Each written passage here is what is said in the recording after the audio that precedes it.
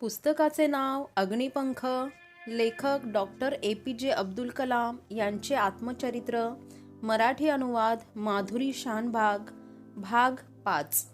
Professor Sarabhai तुंबाला वरचेवर भेट देत आमच्या कार्याचा प्रगतीचा आम्हा सर्वांसमोर आढावा घेत स्पष्ट सूचना व आदेश देण्याऐवजी दृष्टिकोनांची देवाणघेवाण करायची त्यांची रीत होती. नवीन क्षेत्रात प्रवेश करताना नक्की उद्दिष्टे कदाचित त्यांच्या समोर स्पष्ट होती, पण हाताखालच्या लोकांना ती असाध्य वाटणे शक्य होते. त्यांनी साशंक वृत्तीने काम केले तर उद्दिष्ट साध्य करण्यासाठी अधिक वेळ लागेल याची त्यांना कल्पना स्पष्ट होती. आपल्या टीमला सोबत न्यायचे, पायरी पायरीने पुढे जायचे, आलेल्या समस्यांना चर्चेने एकत्रित बुद्धीने सामोरे जायचे ही त्यांची पद्धत होती. संशोधनाच्या क्षेत्रात नेत्याने कसे असावे याचा तो आदर्श वस्तुपाठ होता. एकदा ते मला म्हणालेले आठवते, माझे निर्णय घेणे मला मान्य आहे, पण माझ्या सहकाऱ्यांना ते निर्णय मान्य आहेत ही बाब माझ्या दृष्टीने निर्णय घेण्या इतकीच महत्त्वाची आहे. त्यांनी ठरवलेले काही निर्णय पुढे काही जणांचे जीवित ध्येय बनले. स्वतःची रॉकेट स्वतः बनवायचे त्यांनी ठरवले. मग ती पृथ्वीच्या वातावरणात कार्य करणारी साऊंडिंग रॉकेट्स असोत, भ्रमणासाठी उपग्रहांना अवकाशात सोडणारी सॅटेलाइट लॉन्च व्हेइकल्स असोत वा प्रत्यक्ष उपग्रह असोत, एकानंतर एक असे प्रकल्प न राबवता सर्व कामे वेगवेगळ्या व्यक्तींकडून वेगवेगळ्या ठिकाणी पण एकाच वेळी करून घ्यायची आणि मग सुसूत्रपणे तंत्रज्ञान एकत्र करून स्वयंपूर्ण बनवायचे अवघड काम त्यांच्यामुळे शक्य झाले. देशभरात विखुरलेल्या प्रयोगशाळेतील संशोधकांनी एकत्रित येऊन बनवलेला साऊंडिंग रॉकेट प्रोग्राम विज्ञान तंत्रज्ञानाच्या जगतात एक नवा विश्वास उत्पन्न करू शकला. माझ्या एकंदर व्यक्तिमत्वाचा, कुवतीचा, कुशलतेचा प्रोफेसर साराभाईंना अंदाज झाला असावा. अधिकाराचा वापर करून लोकांना हे करा असे सांगण्यापेक्षा त्या दिशेने त्यांना काम करायला प्रवृत्त करणे मला चांगले जमते असे त्यांच्या लक्षात आले आणि त्यांनी माझ्यावर विशेष जोखमीची जबाबदारी टाकली. देशातील जवळजवळ सर्व प्रयोगशाळा सरकारी मालकीच्या होत्या. प्रत्येकांमध्ये साऊंडिंग रॉकेट्सवर संशोधन चालू होते. प्रत्येक प्रयोगशाळेची स्वतंत्र उद्दिष्टे ठरवून त्या दिशेने वेगवेगळ्या प्रकल्पांची उभारणी चालू होती. त्या रॉकेट्सचा उपयोग करून अंतराळात न्यायची सामग्री तयार करण्याचेही प्रत्येकाचे स्वतंत्र प्रकल्प होते. हवामान खात्यासाठी, लष्करी टेहळणीसाठी, निखळ वैज्ञानिक संशोधनासाठी असे अनेक प्रकल्प कार्यान्वित झाले होते. त्या सर्व प्रकल्पामध्ये सुसूत्रता आणायची, त्याच्या उपकरणाची क्षमता तपासायची, ती नीट काम करत आहेत याचे परीक्षण करायचे, अशा विविध स्तरांवर मी काम करत असे. अवकाशाचे निरीक्षण करण्यासाठी क्ष किरण वापरून बनवलेली दुर्बिणीसारखी यंत्रे, वरच्या वातावरणात हवेमध्ये असणारे विविध घटक शोधण्यासाठी वापरात येणारे रेडिओ फ्रिक्वेन्सी मास स्पेक्ट्रोमीटर्स, हवेच्या दाबातील चढ उतार मोजणारे सोडियम पेलोड्स, वरच्या वातावरणात विद्युतभारित सूक्ष्मकणांचे थर आहेत त्यांचा अभ्यास करणारी उपकरणे, अशी विविध प्रकारची यंत्रे रॉकेटच्या सहाय्याने अवकाशात सोडण्याचे प्रकल्प होते. त्या सर्वांमध्ये एकत्रितपणा, सुसूत्रता आणायचे काम मी करत असे. त्यासाठी टाटा मूलभूत संशोधन केंद्र, national physical laboratory, physical research lab अशा देशातल्या तसेच America, Russia, France, Germany, Japan अशा परदेशांतील वैज्ञानिक व अवकाश उपकरणे बनवणाऱ्या संशोधकांशी माझा संबंध येई. खलील जिब्रानचे जीवनविषयक तत्वज्ञान मला पूर्वीपासून आवडते. प्रेमाशिवाय बनलेले अन्न माणसाची आधीच भूक भागवू शकते. अंगीकृत कार्यात हृदयापासून भाग न घेता जे यश मिळते त्यामध्ये कडवटपणाची झाक असते. तुम्ही जर लेखक आहात आणि मनापासून, हृदयाच्या तळापासून तुम्हाला वकील वा डॉक्टर बनायचे आहे तर तुम्ही लिहिलेल्या शब्दांनी वाचकांची खरीखुरी भूक भागवू शकणार नाही. तुम्हाला मनापासून व्यावसायिक बनायचे आहे पण तुम्हाला शिक्षकी पेशा करावा लागला तर तुम्ही विद्यार्थ्यांची ज्ञानाची भूक पूर्ण भागवू शकणार नाही. विज्ञानाची नावड असणारा कधी संशोधक होऊ शकणार नाही. वैयक्तिक अपयश, दुःख सोबत घेऊन केलेले काम परिपूर्ण असू शकत नाही. हे खरे असले तरी कामातील गुंतवणूक मर्यादाबाहेर असू नये. त्याने समस्या उभ्या राहू शकतात. प्रोफेसर ओडा व प्रोफेसर सुधाकर ही याची 2 उदाहरणे माझ्या अनुभवाला आली. अशी माणसे आपल्या कामात इतकी समरस होतात की कामाच्या रूपाने आपल्या मनातले स्वप्न ते जोपासतात. अशा अतिभावनाशील व्यक्तींना जर यश आले नाही तर दुःखाचा कलेलोट होतो आणि ते कधी कधी नियंत्रणापलीकडे जाऊ शकतात. प्रोफेसर ओडा हे institute of space and aeronautical sciences या जपानमधील प्रसिद्ध संस्थेत काम करत होते. सुरेख धिप्पाड व्यक्तिमत्वाच्या प्रोफेसर ओडांच्या डोळ्यातून त्यांच्या बुद्धीची चमक समोरच्याच्या लगेच लक्षात येई. कामाला वाहून घेणे म्हणजे काय याचे ते मूर्तिमंत उदाहरण होते. अंतराळात क्षकिरण यंत्रे पाठवून तपशील मिळवायच्या पेलोड प्रकल्पावर ते काम करत होते. त्यांच्या या प्रोफेसर U.R. राव यांनी बनवलेल्या समकक्ष पेलोड रोहिणी रॉकेटच्या साहाय्याने अंतराळाच्या न्यायच्या कामावर मी व माझे सहकारी देखरेख ठेवत होतो. रोहिणी रॉकेटच्या समोरच्या त्रिकोणी नाकासारख्या भागात ती उपकरणे ठेवली जात. 150 किलोमीटर उंचीवर मुद्दाम घडवलेल्या एका लहानशा स्फोटाने तो त्रिकोणी भाग वेगळा होई. एका नियंत्रित घड्याळ म्हणजे टायमर वापरून योग्य त्यावेळी विशिष्ट स्थानी विशिष्ट वेग असताना स्फोट घडवला जाई. मग क्षकिरण यंत्रे वेगवेगळ्या ताऱ्यांकडून येणाऱ्या ऊर्जा लहरींचे चित्रण करीत असत. प्रोफेसर ओडा आणि प्रोफेसर राव म्हणजे बुद्धिमत्ता आणि कार्यासंबंधी समर्पित वृत्ती याचे एक बेजोड उदाहरण होते. एक दिवस प्रोफेसर ओडा यांचे पेलोड आणि माझा टायमर वापरून मी त्यांचे सुसूत्रीकरण करत होतो. तेव्हा त्यांनी हस्तक्षेप करून जपानी टायमर वापरायची सूचना केली. मला तो फारसा विश्वसनीय वाटला नाही, पण त्यांनी तोच वापरायचा आग्रह धरला आणि मी मान तुकवली. रोहिणी रॉकेटने पेलोडसह अंतराळात उड्डाण केले. ठराविक उंचीवर पोहोचल्याचा संदेश आला, पण टायमरच्या बिघाडामुळे ऐनवेळी पेलोड स्फोट होऊन वेगवेगळे होऊ शकले नाही. मिशन फेल्ड असा संदेश आला आणि प्रोफेसर ओडांना चक्क रडू कोसळले. त्यांच्या कामातली त्यांची भावनिक गुंतवणूक पाहून मी चाट पडलो. प्रोफेसर सुधाकर हे माझ्या पेलोड तयार करायच्या प्रयोगशाळेतील सहकारी होते. एका उड्डाणासाठी आम्ही सोडियम आणि थर्माइटचे मिश्रण सावकाश योग्य त्या जागी भरत होतो. हे मिश्रण ज्वालाग्राही असल्याने पायरी पायरीने भरावे लागे. थुंबाला नेहमीप्रमाणे उष्मा होता. हवेतील आर्द्रताही वाढली होती. 6 वेळा ते मिश्रण योग्य दाबाने भरून झाले. पुढच्या वेळी आम्ही दोघे आत गेलो आणि सुधाकर यांच्या कपाळावरचा घामाचा एक थेंब त्या सोडियम थर्माइटच्या स्फोटक मिश्रणावर पडला. काय होते हे कळायच्या आत मोठा स्फोट झाला आणि क्षणार्धात खोलीने पेट घेतला. मी दिग्मुख होऊन क्षणभर तसाच उभा होतो. आग पसरत होती. पाण्याने सोडियमची आग अधिकच भडकते हे ठाऊक होते. त्या ज्वालांनी वेढलेल्या अवस्थेतही प्रोफेसर सुधाकरांच्या मनाचा तोल ढळला नाही. दोन्ही मुठींनी प्रहार करत त्यांनी खिडकीची काच फोडली आणि प्रथम मला खिडकीबाहेर चक्क फेकून दिले आणि मग स्वतः उडी मारली. त्यांचे रक्त आलेले हात मी कृतज्ञतेने हातात घेतले तेव्हा वेदनेतही ते हसत होते. त्यानंतर कापलेल्या भाजलेल्या जखमावर कित्येक आठवडे उपचार घेत त्यांना हॉस्पिटलमध्ये राहावे लागले. Thumba equatorial rocket launch station मध्ये टर्ल्स या संस्थेत मी रॉकेट तयार करायच्या, पेलोड एकत्रीकरणाच्या, झालेली उपकरणे तपासायच्या आणि अनेक उपयुक्त सहाय्यक उपकरणांच्या कामात व्यस्त होतो. त्यातील एक महत्त्वाचा भाग म्हणजे शंकूच्या आकाराचा नोच कोन ज्यामध्ये पेलोड बसवलेले असते. तो बनवण्यासाठी वेगवेगळ्या धातू अधातू अशा वस्तूंचे मिश्रण करून पाहिले जाते आणि योग्य ते निवडून वापरले जाते. प्रचंड वेगामुळे हवेशी घर्षण होऊन तापमान वाढते. अशा उच्च तापमानाला नीटपणे काम करण्यासाठी विशेष गुणवत्ता असलेले पदार्थ लागतात. ते अनेक पदार्थाच्या मिश्रणाने बनतात. अशा मिश्रणाच्या शास्त्राकडे माझे लक्ष वेधले गेले. मी त्यांचा अभ्यास करू लागलो आणि काही महत्त्वाच्या गोष्टी माझ्या निदर्शनास आल्या. पुराणवस्तू संशोधनात असे आढळले की वेगवेगळ्या ठिकाणचे आपले पूर्वज धनुष्यबाण वापरत त्या बाणांची टोके बनवण्यासाठी ते अनेक पदार्थांचे मिश्रण करून पाहत.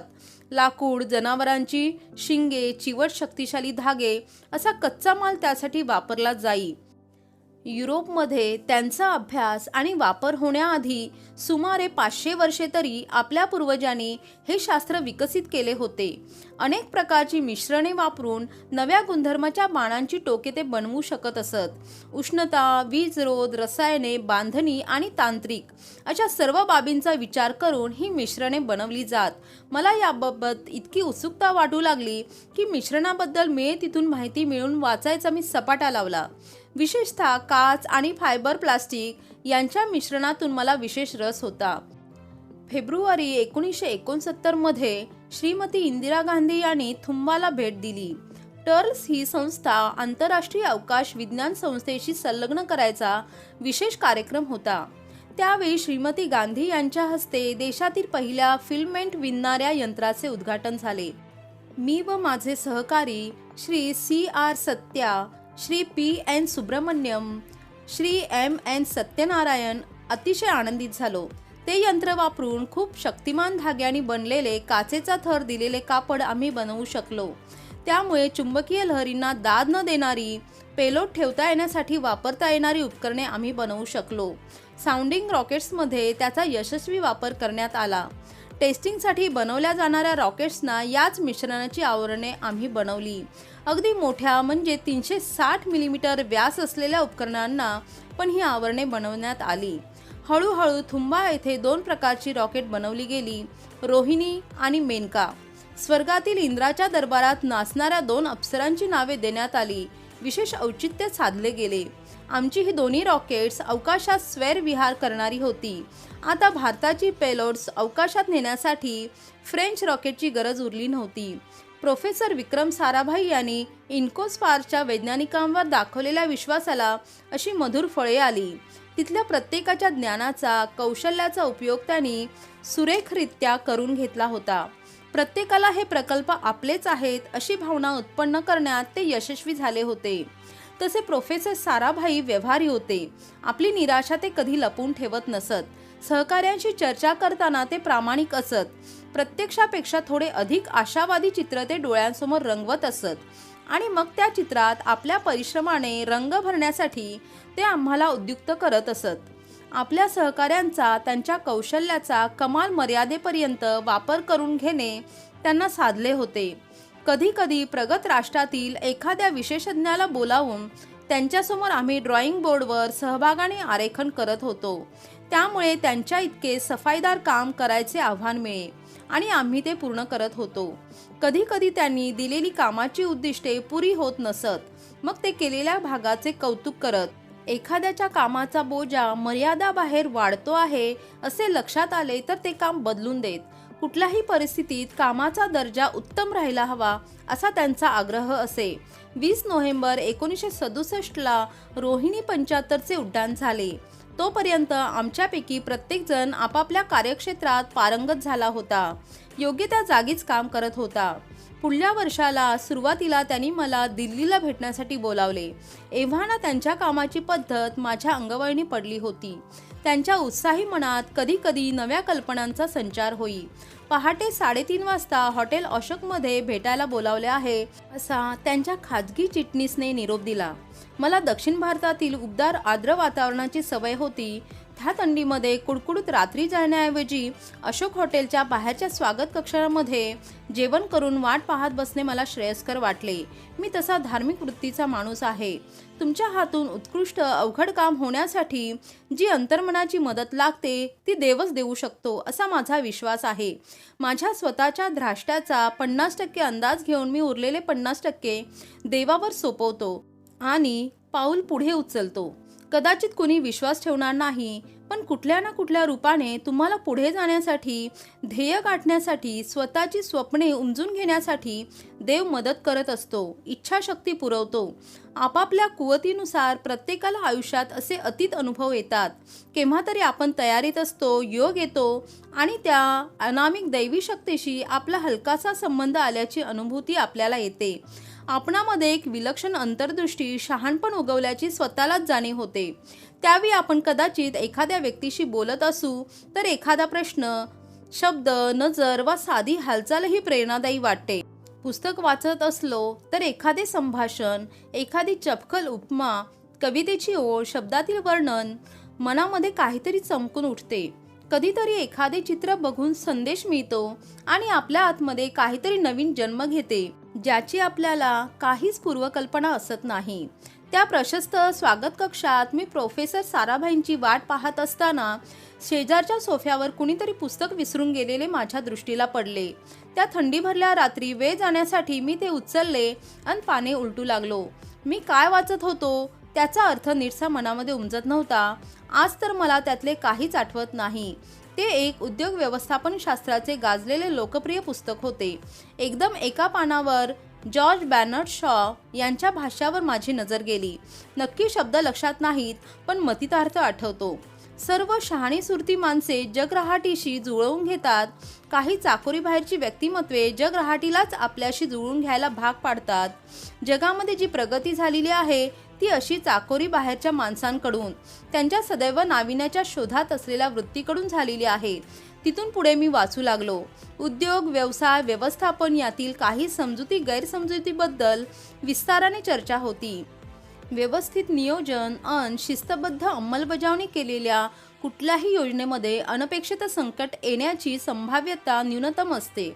पण लेखकाला थोडे वेगळ्या तऱ्हेने वेगळे सांगायचे होते. प्रकल्पाच्या सर्वाधिकाऱ्याने प्रकल्प राबवताना थोडी अनिश्चितता आणि धुसरपणा ठेवावा. अशावेळी चटकन घेतलेल्या योग्य निर्णयावर आर्थिक यश अवलंबून असते. थोडी कॅल्क्युलेटेड रिस्क कधीकधी प्रचंड यश मिळवून देते, जे नियोजनबद्ध प्रकल्प देऊ शकेलच असे नाही. जनरल जॉर्ज पॅटन यांचे प्रसिद्ध बोल पुढे लिहिलेले होते.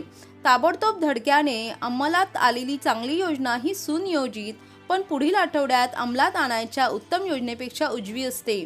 खूप मोठ्या यशासाठी परिणामकारक उपयोजन करणे जरुरी आहे, कारण कालांतराने त्याचे फायदे तोटे आपल्याला दिसतात आणि कधीकधी परिस्थिती हाताबाहेर जाऊ शकते.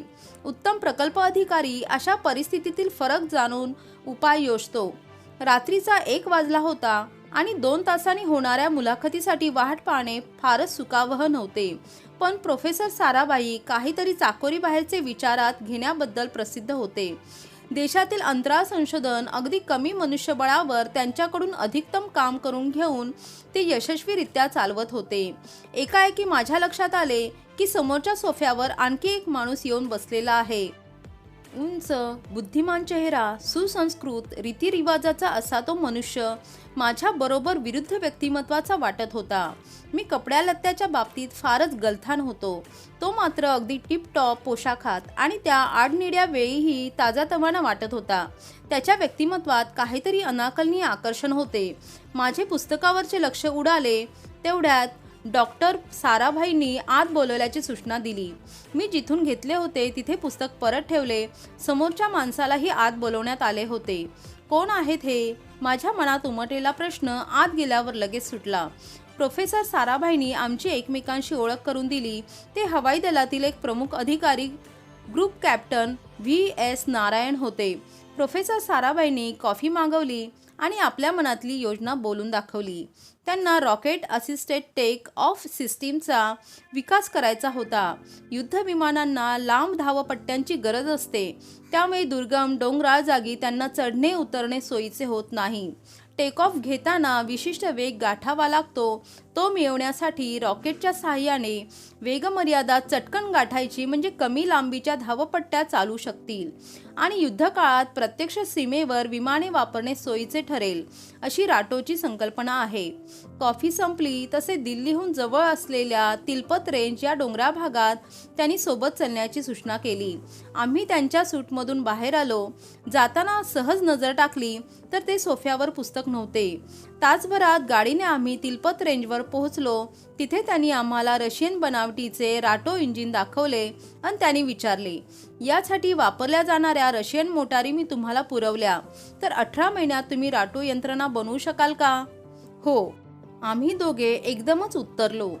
त्यांच्या चेहऱ्यावर उत्तर ऐकून छान हसू पसरले. ते पाहून मला मघाशी वाचलेली वाक्य आठवली. तो तुम्हाला योग्य मार्गावर जाण्यासाठी प्रकाश दाखवेल. आम्हाला हॉटेल अशोकवर सोडून प्रोफेसर साराभाई नाश्त्यासाठी पंडित नेहरूंकडे गेले. संध्याकाळी बातमी प्रस्तुत करण्यात आली की भारताने लहान धावपट्टीवर विमाने उडवायचे तंत्रज्ञान विकसित करायचा प्रकल्प हाती घेतला असून APJ अब्दुल कलाम त्याचे प्रमुख आहेत. आनंद, धन्यता, कृतज्ञता वगैरे संमिश्र भावनांनी माझे मन दाटून आले. राटो मोटर्स या विमानांना प्रतिकूल परिस्थितीत उड्डाण करणे शक्य करतात.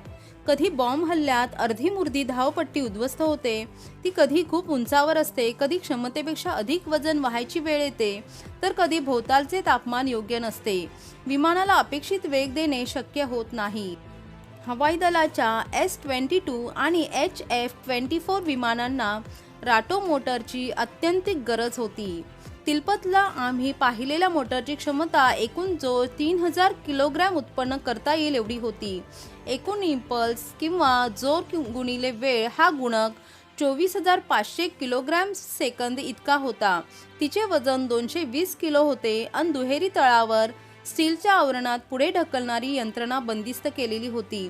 पुढील सर्व विकसन Space Science and Technology Centre येथे करायचे होते आणि ते Defence Research and Development Organisation, Hindustan Aeronautics Limited, DTD&P आणि एअर हेडक्वार्टर्स अशा 4 संस्थांच्या सहकार्याने अंमलात आणायचे होते. वजन कमी करण्यासाठी मी प्रथम स्टीलऐवजी फायबर ग्लासचे आवरण वापरायचे ठरवले. प्रॉपेलंट म्हणजे उड्डाण यंत्रणा अधिक क्षमतेची आणि अधिक वेळ जोर देऊ शकणारी वापरावयाचे निश्चित केले. काही सुरक्षा यंत्रेही नव्याने वापरायची ठरवली. निर्माण होणारा दाब जास्त होता तर सुरक्षा यंत्रेही वेगळी लागणार होती. आम्ही राटोवर काम सुरू केले त्यावेळी 2 महत्त्वाच्या घटना घडल्या. प्रोफेसर साराभाईंनी आगामी 10 वर्षात भारताची अवकाश संशोधनाची दिशा दर्शविणारा अहवाल प्रसिद्ध केला. त्यामध्ये फक्त योजनाच नव्हत्या तर अनेक सुधारणांना वाव ठेवणारी चर्चेअंती मसुदा नक्की करायलाही मुभा होती. खरे म्हणजे त्यातील उद्दिष्टे कोणालाही रोमांचक वाटली असती. एका अवकाश संशोधनावर मनोमन प्रेम करणाऱ्या स्वप्नाळू माणसाने तो अहवाल बनवला आहे असे मला आढळून आले. इन्कोस्पारच्या सुरुवातीला ज्या कल्पना सुचल्या गेल्या होत्या त्यातील बऱ्याच या अहवालात अंतर्भूत करण्यात आल्या होत्या. त्यामध्ये दूरदर्शन आणि शिक्षणासाठी उपग्रह वापरायची योजना होती. हवामान खात्यासाठी वातावरण बदलाचा वेध घेण्यासाठी योजना होती. पृथ्वीवरील दुर्गम भागातील नैसर्गिक साधन संपत्तीचा आकाशातून वेध घेणारी उपग्रह योजना होती. हे सर्व उपग्रह अवकाशात पाठवण्यासाठी जी रॉकेट्स लागणार होती त्यांचाही विकास करायचा प्रकल्प त्यामध्ये होता. परकीय देशांची या क्षेत्रात घेतली जाणारी मदत टप्प्याटप्प्याने कमी करत देश या बाबतीत स्वयंपूर्ण बनवण्यावर अधिक भर दिला गेला होता. कमी वजनाचे तुलनेने पृथ्वीच्या जवळ उपग्रह फिरते ठेवणे, प्रयोगशाळेत प्रथम प्रतिकृती बनवून मग प्रत्यक्ष उपग्रह बनवणे, पृथ्वीपासून अधिक दूर जाण्यासाठी लागणाऱ्या यानांचा विशेष मोटर्स बनविणे, सर्व सब सिस्टीम म्हणजे अनुषंगिक यंत्रे बनवणे, सौर ऊर्जेचा वापर करण्यासाठी खास पृष्ठभाग बनवणे अशा अनेक उपक्रमांचा त्यात अंतर्भाव केला होता. तंत्रज्ञानातील नवीन संकल्पना वापरून अंतराळात वापरले जाणारे दिशादर्शक, संदेशवहन यंत्रे, हलके पण मजबूत पॉलिमर्स, भाग जोडण्यासाठी लागणारी विशिष्ट रसायने अशा अनेक बाबी होत्या. त्यासाठी फार मोठी एकूण यंत्रणा उभी करावी लागणार होती. दुसरी महत्त्वाची घटना म्हणजे संरक्षण खात्याने क्षेपणास्त्रे बनवायची चाचपणी करण्यासाठी एक समिती स्थापन केली. त्यामध्ये माझा आणि ग्रुप कॅप्टन नारायण दोघांच्याही नावाचा समावेश होता. आपण स्वतंत्रपणे क्षेपणास्त्र बनवण्याची कल्पना फारच उत्तेजित करणारी होती. वेगवेगळ्या पुढारलेल्या देशांच्या क्षेपणास्त्र बनवण्याच्या कार्यक्रमाचे मी तासनतास खर्चून कसून वाचन मनन करू लागलो. क्षेपणास्त्रांचे 2 प्रकार आहेत. स्ट्रॅटेजिक म्हणजे जी क्षेपणास्त्रे काही हजार किलोमीटर अंतर काढतात आणि शत्रूच्या अंतर्भागात पोहोचतात. सीमेपासून बरेच आत असलेले मोठे महत्त्वाचे प्रकल्प, मोठी शहरे अशा क्षेपणास्त्रांची लक्ष्ये असतात. दुसरी टॅक्टिकल जी प्रत्यक्ष युद्धभूमीवर काही अंतरावर असलेल्या शत्रूच्या युद्धसामग्रीला, छावण्यांना लक्ष्य ठरवतात. मग ते युद्ध हवेत, समुद्रात वा जमिनीवर चालू असेल, ती प्रत्यक्ष युद्धावर चटकन परिणाम करतात. अर्थात आता क्षेपणास्त्रांच्या क्षेत्रात प्रचंड वेगाने प्रगती झाली आहे आणि हा भेद तसा स्पष्ट उरलेला नाही. अमेरिकेने बनवलेली टॉम हॉक क्षेपणास्त्रे दोन्ही प्रकारची लक्ष्ये साध्य करू शकतात, पण त्यावेळी दोन्ही प्रकारच्या क्षेपणास्त्रांचे तंत्रज्ञान वेगळे वेगळे होते. ग्रुप कॅप्टन नारायण यांचा उत्साह अतुलनीय होता. रशियाने अतिशय शक्तिशाली क्षेपणास्त्र बनवायचे प्रकल्प हाती घेतले होते. ते त्यांना पसंत पडले होते. ते जर साध्य करू शकतात तर आपण का नाही? अवकाश संशोधनाच्या पायावर क्षेपणास्त्रे सहज बनवता येतील असे ते मला नेहमी डिवचत राहत. 1962 आणि 1965च्या 2 युद्धांनी शस्त्रास्त्रांच्या बाबतीत देशाने स्वयंपूर्ण बनायला हवे अशी निकड निर्माण झालेली होती. रशियाने जमिनीवरून आकाशात वेध घेणारी अनेक क्षेपणास्त्रे आपल्या मोक्याच्या जागेत संरक्षित करण्यासाठी दिलेली होती ती सर्व आपण आपल्या देशात बनवायला हवीत, असा नारायण यांचा रास्त आग्रह होता. राटो मोटर्स आणि क्षेपणास्त्र समितीवर काम करताना आम्ही दोघे एकमेकांचे गुरु शिष्य या भूमिका आलटून पालटून करत होतो. त्यांना रॉकेटमधले सांगताना मी गुरु आणि ते शिष्य असत आणि हवेतील युद्धसामग्रीचे बारकावे सांगताना मी त्यांचा शिष्य होत आणि ते माझे गुरु. त्या दिवशी पहाटे आम्ही तिलपत भागात जाऊन आलो आणि ग्रुप कमांडर नारायण यांनी राटो मोटर्स बनवण्याच्या कामात स्वतःला झोकून दिले. 75 लाखांचा फंड उभारण्यापासून सर्व प्राथमिक तयारी झपाट्याने चालू केली. तुम्ही काय सांगाल ते मी आणून देतो, फक्त वेळ दवडू नका, असे ते म्हणत. मला कधी कधी त्यांच्या उतावळ्या वृत्तीचे हसू येई. त्यावेळी संरक्षण खात्याच्या संशोधन आणि विकास खात्यात अनेक साधने आयात केली जात. जवळजवळ काहीच कच्चा माल देशांतर्गत उपलब्ध होत नसे.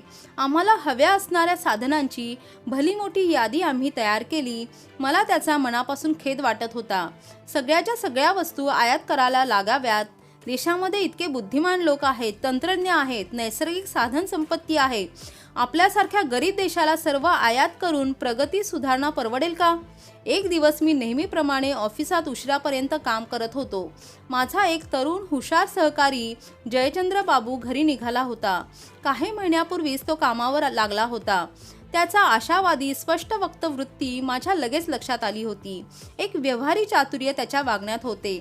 त्याला मी ऑफिसात बोलून घेतले आणि म्हटले, आपल्याला वेळेची इतकी कमतरता आहे आणि काम खूपच हळू चालले आहे. हे सर्व अधिक वेगाने कसे करता येईल यावर तुला काही सुचते का पहा. क्षणभर तो गप्प राहिला आणि मग म्हणाला, मी थोडा विचार करून उद्या काय ते सांगतो. दुसऱ्या दिवशी दिलेल्या वेळेआधी तो मला भेटायला आला तेव्हा त्याचा चेहरा प्रफुल्लित होता. सर, राटोची सारी यंत्रणा आपण साधने आयात न करता उभी करू शकतो. फक्त आपल्या कामाच्या पद्धती बदलल्या पाहिजेत. आपला दृष्टिकोन बदलला पाहिजे. संस्थेने साधने मिळवण्यासाठी अमुक एक पद्धतच आचरायला हवी असा आग्रह सोडून द्यावा.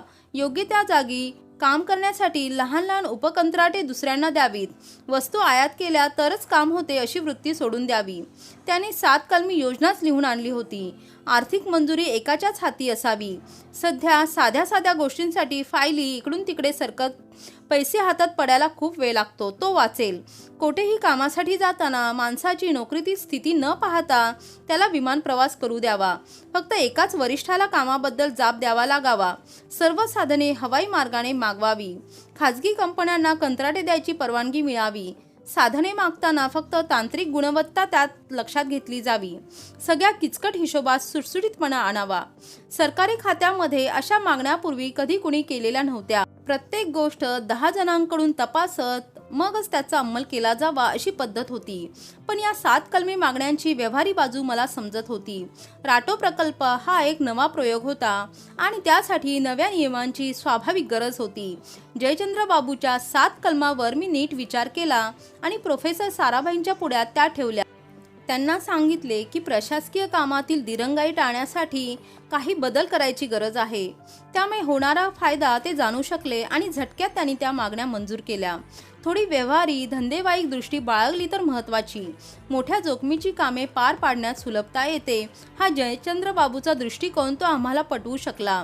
असलेली कार्यपद्धती वापरून कामे लवकर करायची तर अधिक माणसे, अधिक साधने आणि अधिक पैसा लागला असता. तर ते जमत नसेल तर कार्यपद्धतीच बदला असा त्याचा एकंदर सूर होता. त्याची अशी वृत्ती त्याला फार काळ आमच्याबरोबर इस्रोमध्ये बांधून ठेवू शकली नाही. लवकरच नायजेरियामध्ये अधिक वेतनाच्या अधिकाऱ्याच्या जागी तो निघून गेला. आम्ही राटो मोटर्ससाठी फायबर ग्लासचे आवरण वापरायचे ठरवले होते. अधिक शक्तिशाली प्रॉम्पेलर, गरजेप्रमाणे कार्यशक्तीचा वापर, आणीबाणीच्या वेळी त्वरित वजन कमी करण्यासाठी अधिक सुलभ यंत्रणा असे छोटे मोठे बदल मूळ रशियन ढांच्यामध्ये केले होते. समोरच्या भागाचा आकारही बदलला होता. काम पूर्ण झाल्यावर विमानापासून सुलभतेने अलग होण्यासाठी हा बदल केला होता. पहिली चाचणी राटो प्रकल्प सुरू झाल्यापासून 12व्या महिन्यात आम्ही घेऊ शकलो. फक्त 20 अभियंते त्यासाठी काम करत होते.